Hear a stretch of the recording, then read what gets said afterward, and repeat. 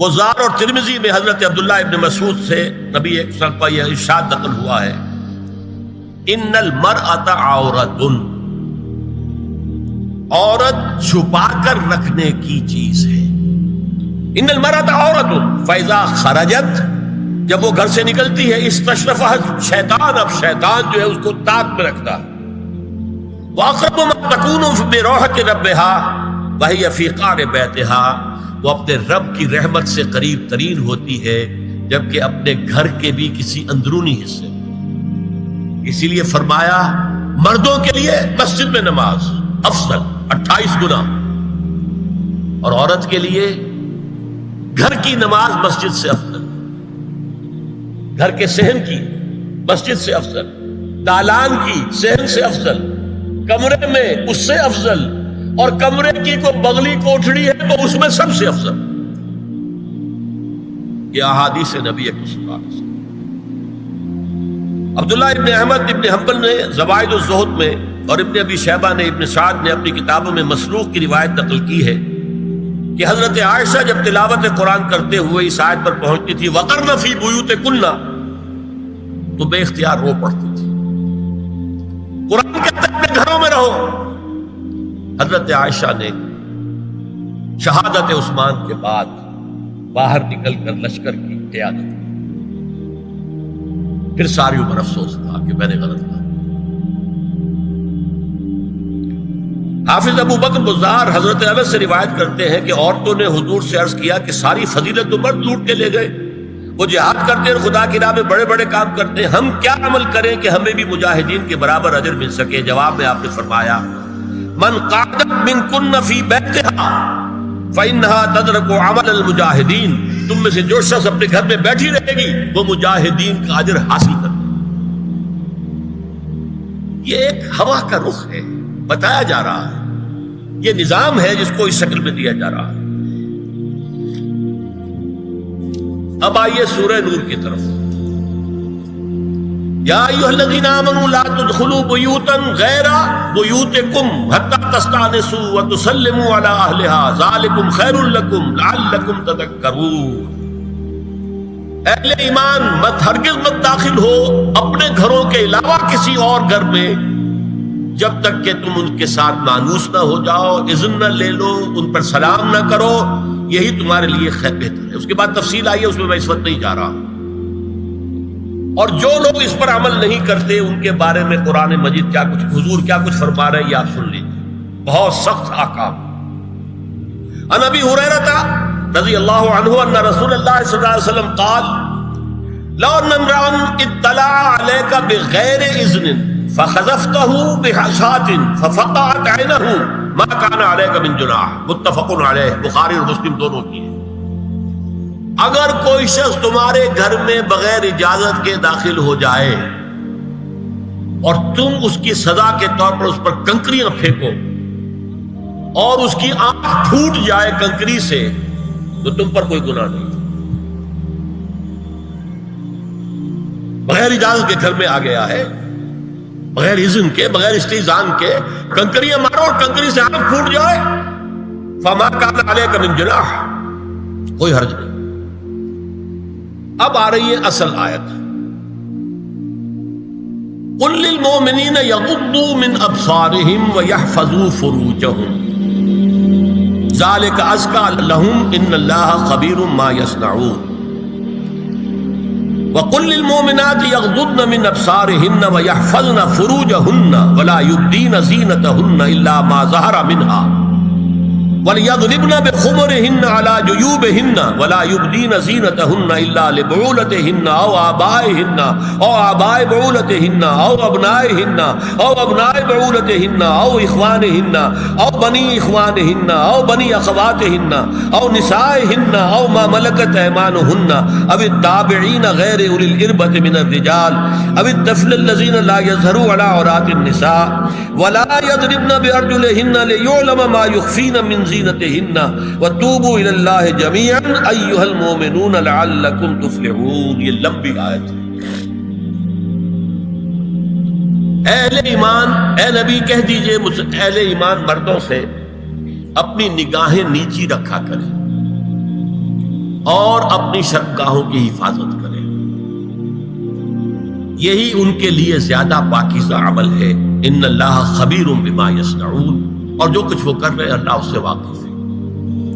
وَقُلْ لِلْمُؤْمِنَاتِ يَغْضُضْنَ مِنْ أَبْصَارِهِنَّ، اور مومن عورتوں سے بھی کہہ دیجئے کہ وہ اپنی نگاہیں جو ہے نیچی رکھا کریں، وَيَحْفَظْنَ فُرُوجَهُنَّ، اپنی شرمگاہوں کی حفاظت کریں، وَلَا يُبْدِينَ زِينَتَهُنَّ إِلَّا مَا ظَهَرَ مِنْهَا، اور اپنی زینت کو ظاہر نہ کیا کریں سوائے اس کے کہ جو بالکل ظاہر ہو جائے۔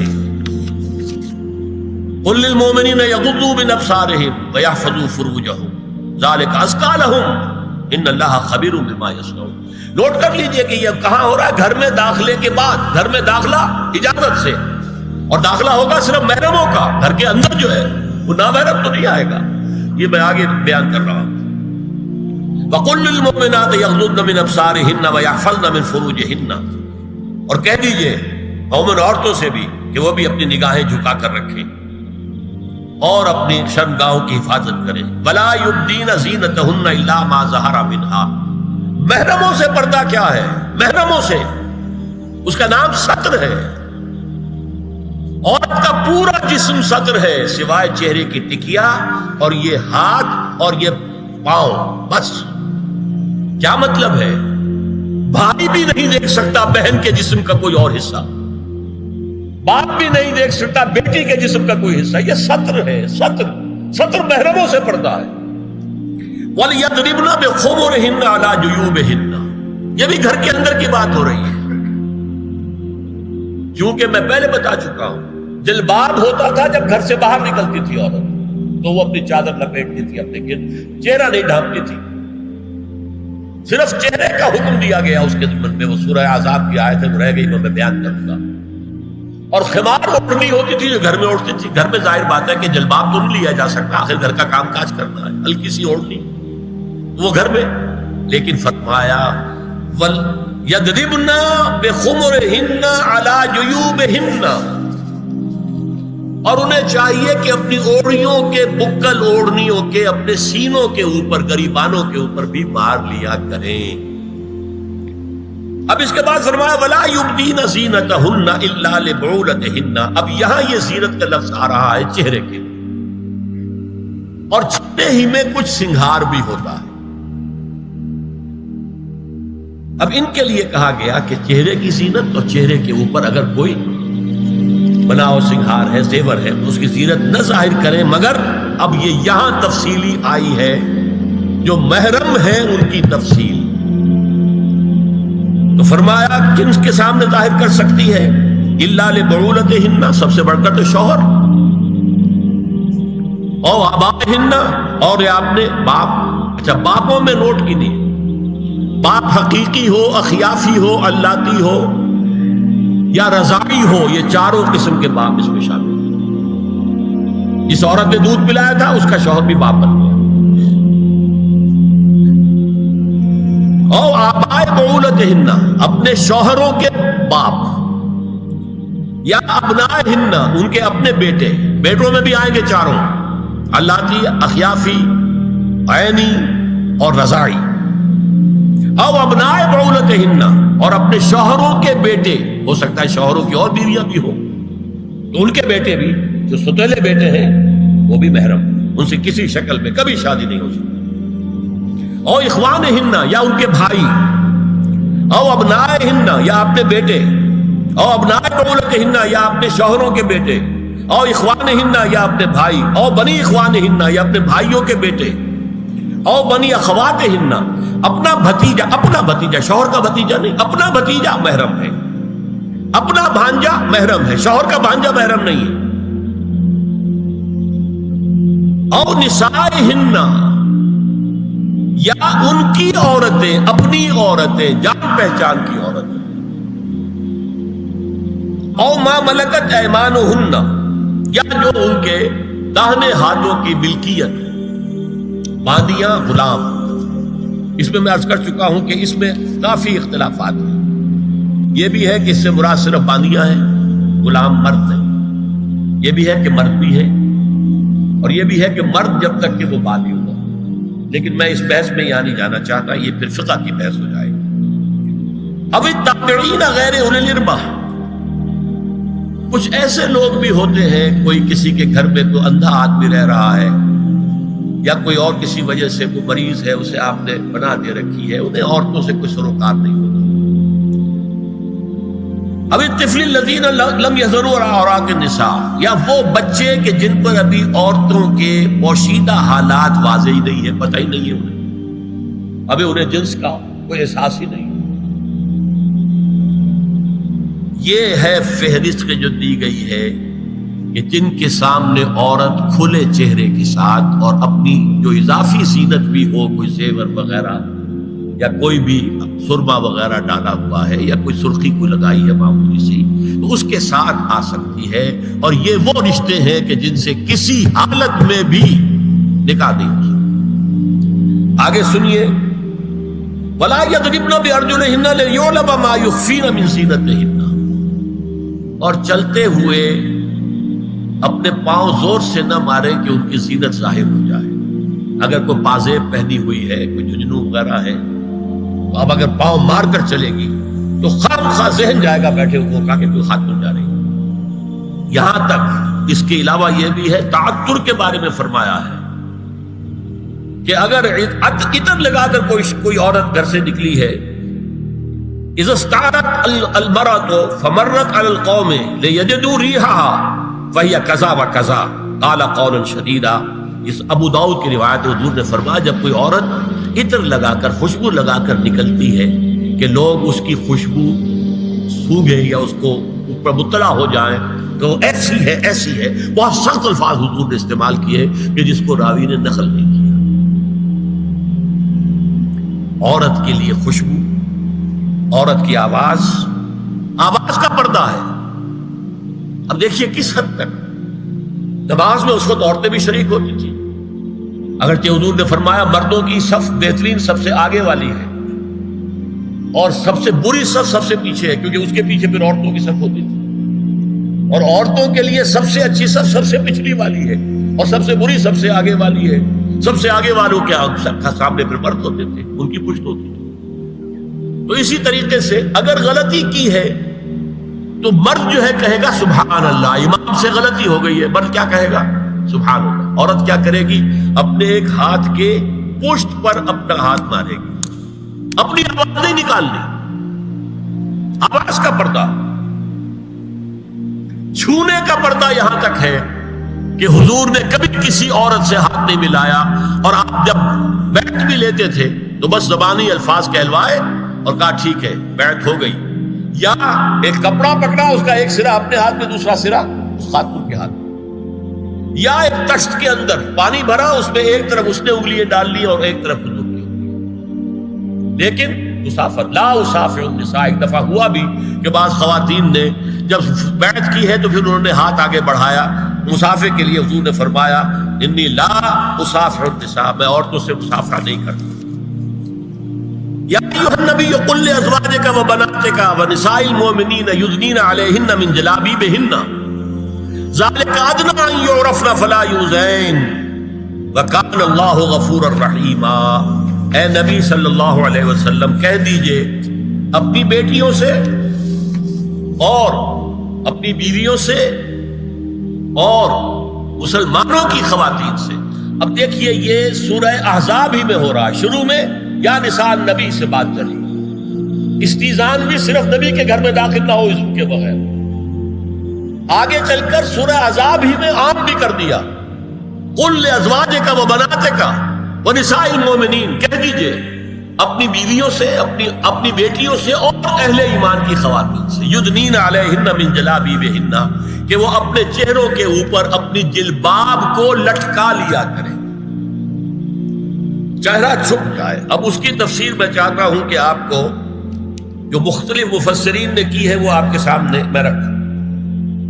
حضرت عبداللہ ابن عباس نے اس آیت کی جو وضاحت فرمائی ہے اسے حافظ ابن کثیر نے اپنی تفسیر میں اس طرح نقل کیا ہے، اللہ نے مسلمان عورتوں کو حکم دیا ہے کہ جب وہ کسی کام کے لیے گھروں سے نکلے تو اپنی چادروں کے پلو اوپر سے ڈال کر اپنا منہ چھپا لے اور صرف ایک آنکھ کھلی رکھے،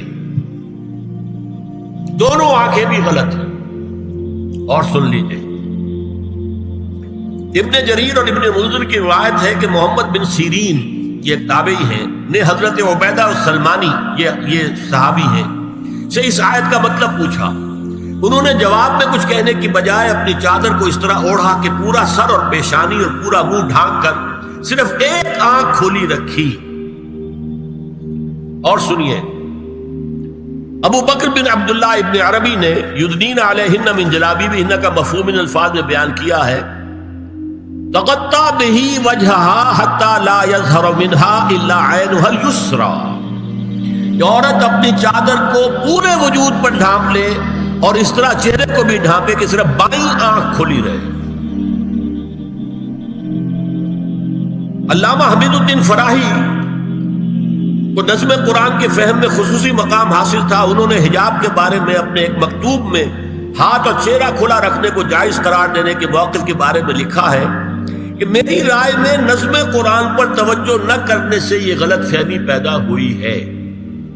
وہی بات کہ سورہ احزاب میں گھر سے باہر کا پردہ ہے اور سورہ نور میں گھر کے اندر کا پردہ ہے. بہرحال الحق احق بان یتبع، حق جو ہے وہ اس کا زیادہ حقدار ہے کہ اس کی پیروی کی جائے. میں اس مسئلے پر مطمئن ہوں اور میرے نزدیک اجنبی سے پورا پردہ کرنا واجب ہے اور قرآن نے یہی حجاب واجب کیا ہے جو شرفاء میں مروج ہے بلکہ اس سے بھی قدر زائد. مولانا فراہی کا یہ مکتوب ماہنامہ حیات نو بلیریا گنج انڈیا کے اکتوبر سن 92 کے شمارے میں شائع ہوا. یہ ہے علماء کی رائے. حضرت ام سلمہ اور حضرت میمونہ نبی صلی اللہ علیہ وسلم کے پاس بیٹھی تھی. اتنے میں حضرت ابن ام مکتوم آ گئے. نبی صلی اللہ علیہ وسلم نے ان دونوں سے فرمایا احتجبا منہ، ان سے پردہ کرو. ازواج نے عرض کیا یا رسول اللہ الیس اعمی لا یبصرنا ولا یعرفنا، حضور کیا یہ اندھے نہیں ہیں؟ یہ نہ ہمیں دیکھ رہے ہیں نہ ہمیں پہچانتے ہیں. فرمایا افعمغایان انتما، کیا تم دونوں بھی اندھی ہو؟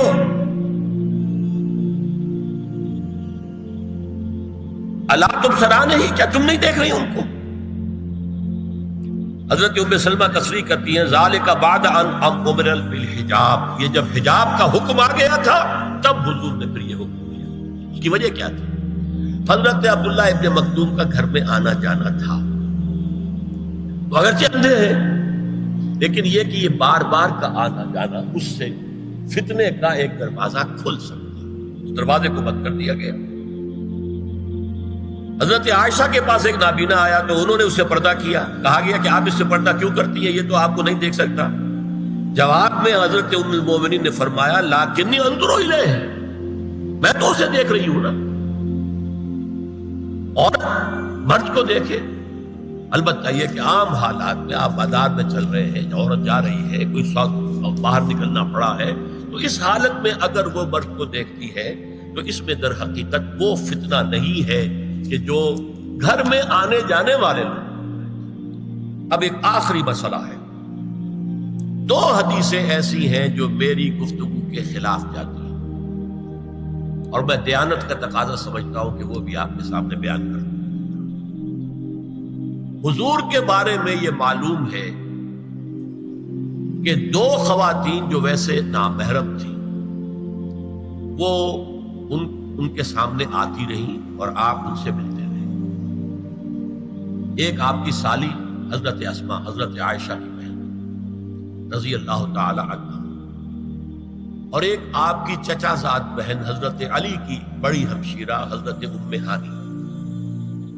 یہ میں حدیث آپ کو سنا رہا ہوں.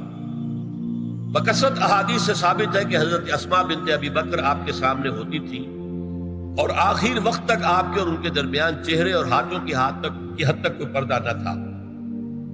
حجۃ الوداع نبی صلی اللہ علیہ وسلم کی وفات سے صرف چند مہینے پہلے کا واقعہ ہے اور اس وقت تک بھی یہی حالت قائم رہی. یہ ابو داؤد کتاب الحج. دوسری روایت حضرت ام ہانی رضی اللہ تعالی عنہا جو ابو طالب کی صاحبزادی اور نبی صلی اللہ علیہ وسلم کی چچاداد بہن تھی، آخری وقت تک حضور کے سامنے ہوتی رہیں اور کم از کم منہ اور چہرے کا پردہ انہوں نے آپ سے کبھی نہیں کیا. فتح مکہ کے موقع کا ایک واقعہ وہ خود بیان کرتی ہیں جس سے اس کا ثبوت ملتا ہے. یہ ابو داؤد کی روایت ہے. یہ روایتیں ہیں، میں انہیں تسلیم کرتا ہوں.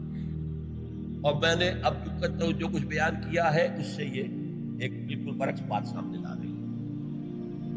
اب یہ ہے کہ یا تو ہم ان دو حدیثوں کو اصل مان کر باقی ساری حدیثیں جو ہیں ان کو ختم کریں۔ میں تو آپ کو سنا نہیں سکا، میرے پاس تو بہت زیادہ حدیثوں کا مواد تھا۔ چہرے کے پردے کے لیے حدیثیں جو ہے، استیزان کے لیے کتنی حدیثیں ہیں، چہرے کے پردے کے بارے میں بہت زیادہ حدیثیں ہیں۔ حضرت ام خلاد ایک خاتون تھی، ان کا بیٹا ایک غزوے میں شہید ہو گیا، وہ اس کے بارے میں کچھ پوچھنے کے لیے حضور کے پاس آئی، صحابہ بیٹھے ہوئے تھے، انہوں نے نقاب ڈالا ہوا تھا، منتقبۃ، نقاب کا لفظ بھی حدیث میں موجود ہے۔ اور یہ لوگ کہتے ہیں نقاب تو جو ہے یہ بعد کی پیداوار ہے، یہ لفظ کوئی ہے ہی نہیں۔